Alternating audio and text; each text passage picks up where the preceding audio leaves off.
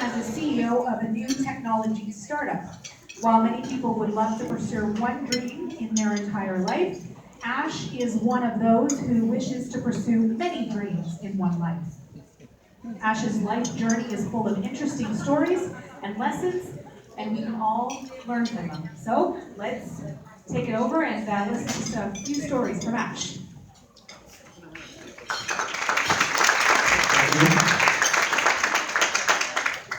So can everyone hear me properly? Just, I was told I need to check the mic to make sure I hold it close. In case you don't hear me, please raise your hand so I know. So before we begin, a couple of housekeeping things. I want to make sure it's a heart-to-heart talk. It's not a lecture. And so please don't be offended if I said something which didn't gel with you. And it's also a story of an imperfect immigrant. I won't claim that I have all the answers or I had all the answers. So you can learn from some of the experiences or some things which I did wrong. Maybe you can come out better and succeed and have a better journey. Well, I also look forward to having your questions in the Q&A session at the end. How the world turns upside down at 24 hours or less for an immigrant. April 26, 2002, we are on a flight from India, and I'm sitting on my, we're on a flight from Europe, and sitting next to a white lady, and I was like, and she ordered something, and she's having that drink, and I said, excuse me, is this tea? She said, no, this is Bailey's. Oh, okay. In her mind, I was thinking, she might be thinking, this guy doesn't even know what Bailey's is. In my mind, I was thinking, oh, she understood my English. Awesome. So, you see, that's how much we know about each other, right? So, that's how life changes. Now, this is where we come from, right? There's chaos in the world, but there's peace in the mind. We know how to figure out our way in this mess. For somebody, as a Canadian, you might be like, okay, how do I figure out my way in a country like that? And then we land in Toronto or in Canada where there's perfect order, but chaos in the mind. Where do I begin? Who do I talk to? What's the right thing to do? What's the right approach? How do I begin? Like, it's total chaos in the mind, but the world looks perfect. So, my first experience is in Canada, applying for first job. Like everybody else, I thought, okay, I've got an engineering degree, I've got experience working 8 years in the industry. Finding a job should be hard, and it's an IT job. So I started applying. But the harsh reality started hitting. I didn't even get a single reply from all the resumes I sent out in the 3 or 4 months. And then you come with a little bit of money, and you feel, okay, how long will this last? And what do I do once I run out of that? So I had to apply for any job. So then it gets to a point where you have to start something. So one of the first few jobs was working at a corn factory cleaning the machines. And I remember used to work 9 hours a week, which is 3 hours a shift, for 3 days, and at $9 an hour. I used to feel multiplied by 50 and say, oh, that's reasonable, that's okay, that's good. I can probably live with that. So that's how the journey began, right? It was hard. And then we had to work with dealing with negative voices. Everybody says it's very hard to settle here, very difficult to find jobs. Don't even try the high-paying jobs. Don't even try the executive jobs, because those are not our forte. You can be a truck driver, you can work in a factory, you could be anything but not what you want to be. So I remember one other thing. We were living in an apartment, and our apartment supervisor made a comment once. He said, "You guys come from other countries that take our jobs away." And I thought, if a Canadian is not able to find a job, how am I ever going to find a job here? I remember talking to another neighbor then, and she said, "Ash, remember one thing. In a few years from now, you won't be here. She's still going to be a supervisor." That was the time when I thought, I'll remember this. I still remember.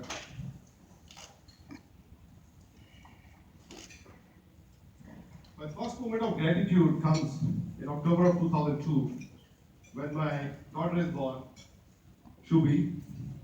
I named her Shubi because that name implies auspicious.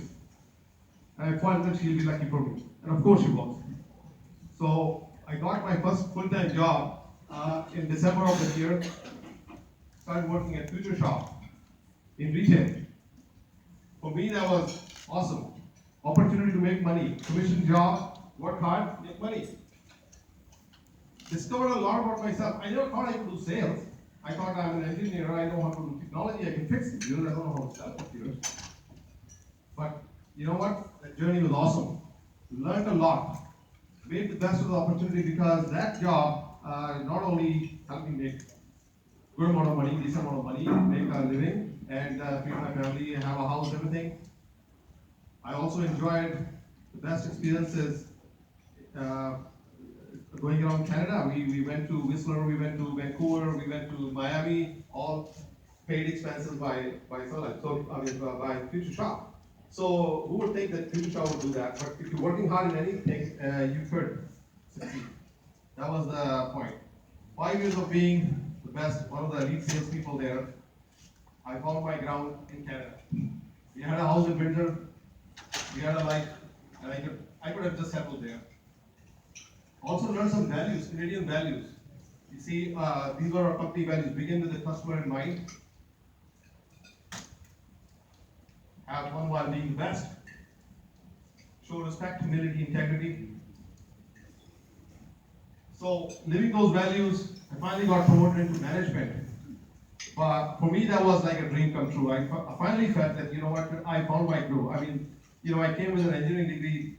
Working in a retail store as a salesperson is not what I think I should retire with. I have to do better. So what I could see is the level is the management. If I can get into management, then that will be the job I would love to do. And when I got that, where's my shirt? It's in my bag. Okay, you can help me with that, please. Sorry. So when I got that job, I was like, okay, this is the end of the world. I mean, I finally got what I worked so hard for. My bag. Okay. Anyway, but then I realized that is not for me. I realized I wasn't made for the job. It's very different from what I thought. So I had to move on. That's when I quit my job at Future Shop, started to look at how do I enhance my skills, how do I get to the next level. And I took an MBA program at Laurier back in 2007. And that experience changed my life. Not only I learned so much about business, about the next level of what an executive thinks, how businesses work, even Canadian culture, so many things, so many examples, so many instances. For example, as an immigrant, we think, oh, we love to help out everybody, and when we go out to have coffee and stuff, we don't pay for our own money. These Canadians, they just pay for their own things, as if they don't care for each other. And I remember I was in a line with one of my other fellow students, and I was trying to pay for his coffee. I said, you know what, I want to buy your coffee. And I felt good inside that, you know what, this guy doesn't even know what's hospitality or what's being friends. I'm just paying for his coffee. But I discovered the next time when we were in the line to buy the coffee, this time, this guy is almost jumping from his chair like he wants to pay for his coffee and my coffee. So I realized, okay, it's not that way the way I thought. That was a moment of experience for me that, okay, as Canadians, we respect everybody and we don't want to hurt you. So that's why the person was saying, I'll just pay for my own coffee. It's not the other way around. So for me, those small little experiences also were quite learning experiences. And, I was diagnosed with attention deficit disorder. As you can see, I forgot where my shirt is. That happened. So, when that diagnosis happened, before that, I always used to be hard on myself. I always used to think, how could you ever succeed? You have so many things you forget. You don't know how to organize your life. You don't know how to do things. And you're in a totally alien country. People have certain expectations from you. How can you ever succeed? It's that's diagnosis and the coaching which I got from that, which helped me to start, instead of beating myself for the weaknesses, start to appreciate my strengths and start to focus on those, and the rest of the things will follow. And people will learn to live with you, as did Alka and Lisa. uh, so that wasn't the end. Starting a new career now. So in 2010, I was on the road now looking for a new career to start a life again. Didn't want to go back in retail. Didn't want to work in as a manager in retail. Didn't want to wanted to go back in IT, but 5 years of or 8 years of being out of IT means a generation. So now it's too old. I even took a couple of courses in IT to go back into it, but perhaps it wasn't for me. Uh, then I discovered what are my strengths and what are my weaknesses. I took a sheet of paper and started writing, what is it that I really prefer, what do you want? So I took the challenge to start a new career in a totally new field as a financial advisor. Who would ever have thought of that career? What were some of my assumptions? Well, I thought there's a huge immigrant market in this area I could serve, and they would love to work with me. I understand them, they understand me. That should be easy. Freedom to choose my work style, because I prefer, to work my way and have time to do things my own way. I love working with people, I love helping people, I love talking, I love finding solutions for people. And of course, the future of experience was telling me that sales should be easy, it shouldn't be that hard. You have done it before. How hard could it be? And of course, Sun Life is a company which has a reputation of 150 years. I don't have to sell it. People know what this is. Those are my assumptions. What did I find? Well, I didn't know that life insurance is the hardest sales job ever.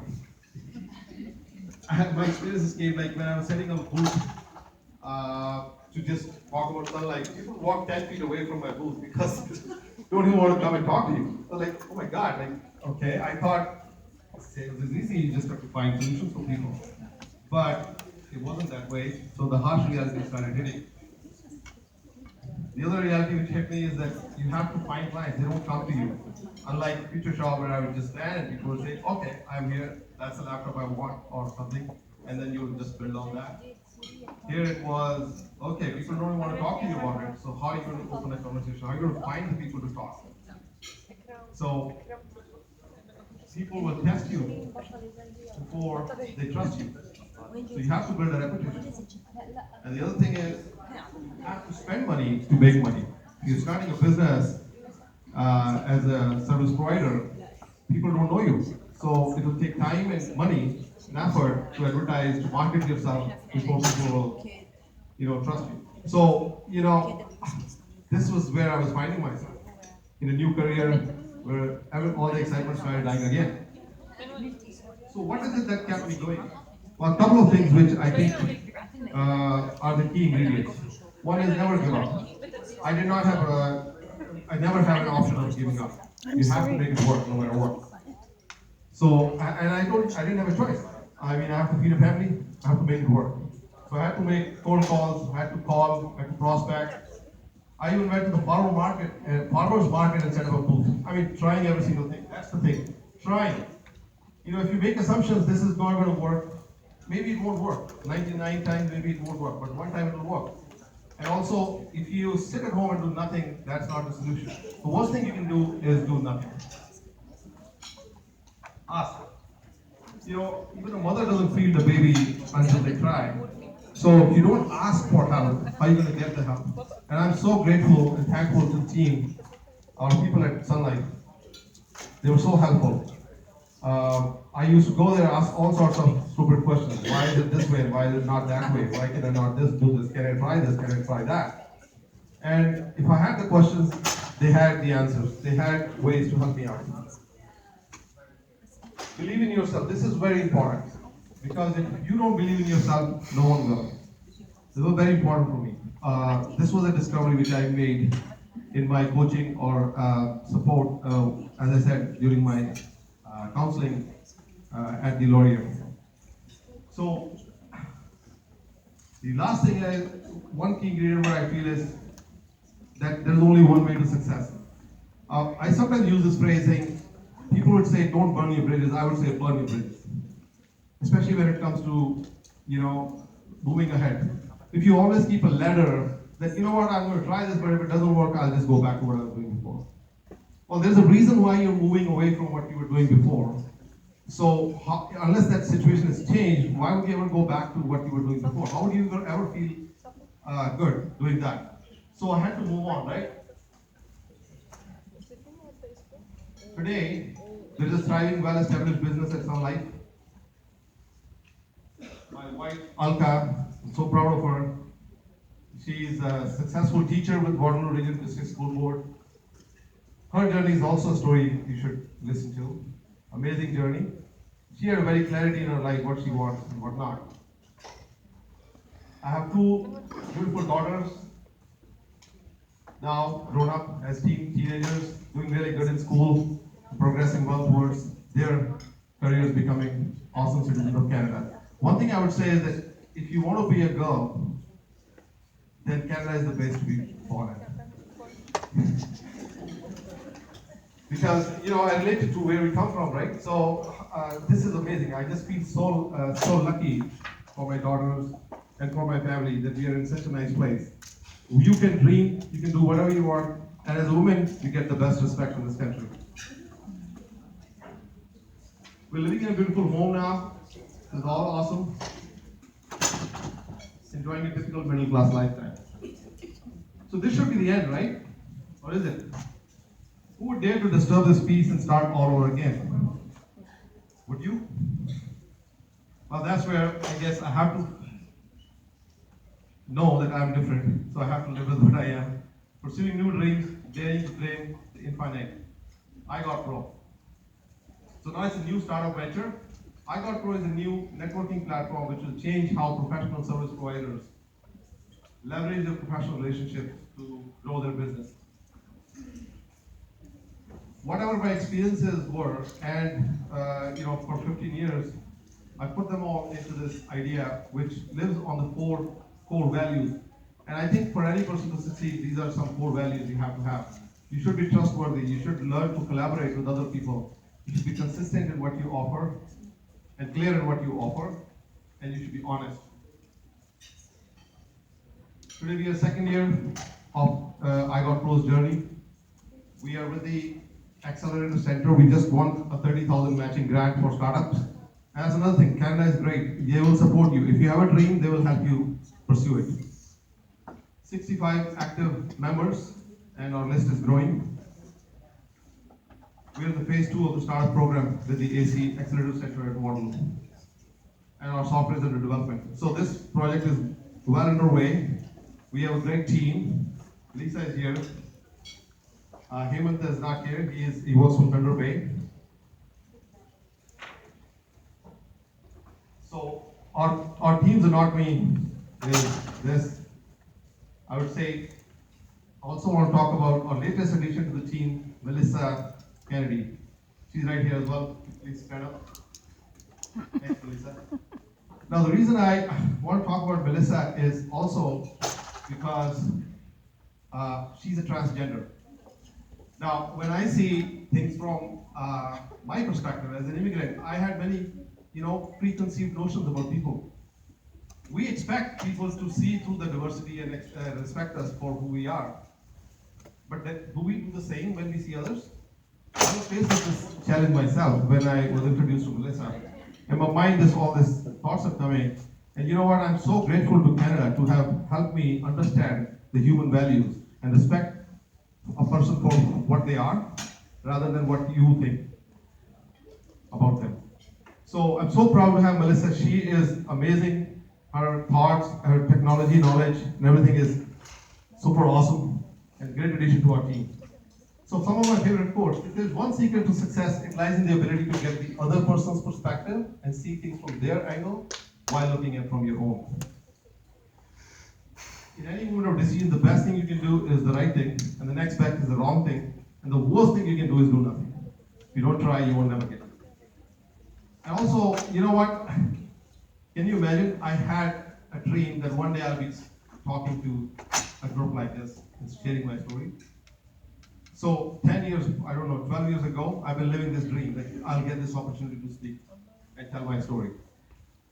I believe everybody should live their life thinking that they're writing a story and one day they'll get an opportunity to share it.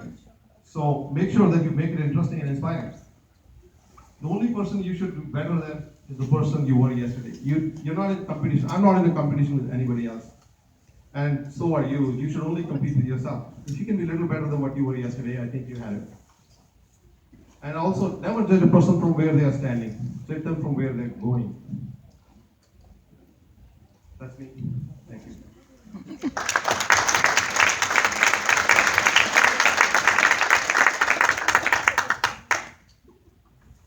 Does anybody have any questions for Ash? We're going to do the same thing where we have 5-10 minutes for anybody to ask any questions. Perhaps there is a field or experience that you just can relate to. Maybe you can shed some light. Anybody have any questions? Yeah. 1 second.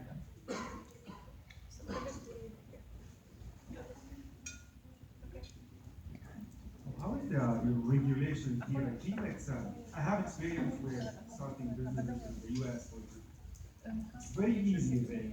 I feel here it's more regulated and kind of when I research the difference, it's kind of compared to the US, very hard to start a business.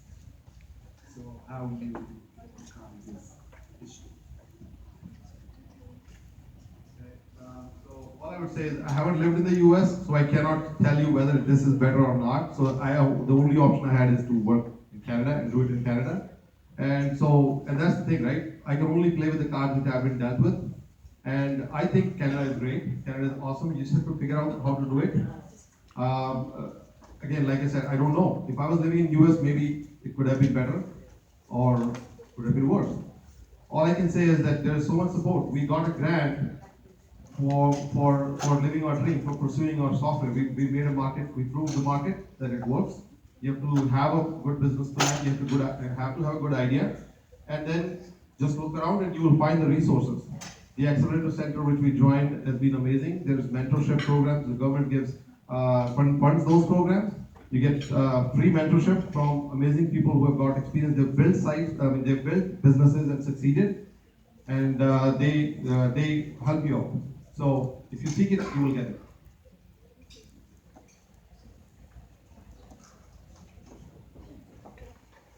One question that I have while Ash goes up to the podium is, what were maybe 3 things that you can think of that really made the difference along your path and to getting to where you are now? So as I said, okay. So I think the one thing I said, as I mentioned, is one realization I had is that you should focus on your strengths. Don't try to be somebody else. You are God has made everybody different for a reason, and your job is to just find out what that person is. What is that personality? If you can learn to hone into your skills, into your expertise, then you will have it. And the other good thing about Canada is that you can explore any career. I don't have to be an engineer. I wasn't born an engineer. I don't have to die an engineer if I don't want to be an engineer. I can be whatever I want. If I'm clear on what I want, I will get my way. The other thing is learn the culture. So, we come with preconceived perceptions about how life is, how life should have been. And I always say that, if I'm in India, sometimes I've said this, India is my mother, but Canada is my aunt.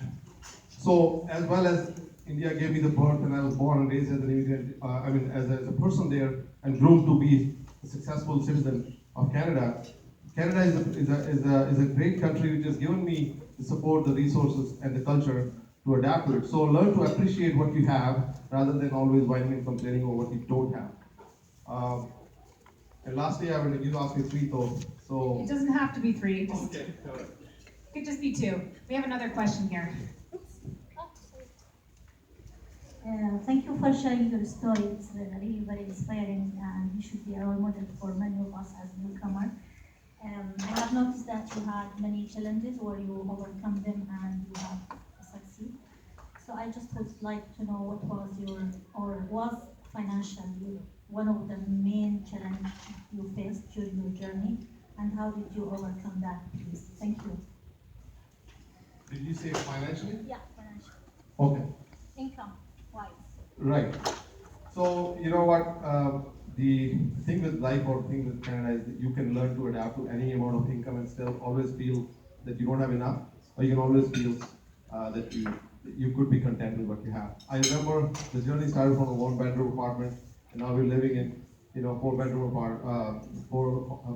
house and nice house and everything, cars and all the amenities of life, and yet we still have so much to pursue. So, during the testing time, I had to remind myself that okay, this time shall pass. So I'm not going to talk about necessarily financial constraints or not, but all I would say is that whenever you're in stress, I always say to myself, this time shall pass, because nothing ever remains the same. Life is a roller coaster. Even the good times will pass. So when times were tough, you had to have very clarity in your mind. What is it? Where you're going? Are you pursuing your dreams? And one day you will succeed. So. Thank you. We have another question here. Thank you very much for sharing your experience. It's very inspiring, and it was great to hear how not only you had success in Canada, but how it opened doors for you to deal with diversity and grow up in your own personality and abilities. From what I understood of your story, you a computer engineer or involved and you came to work in retail.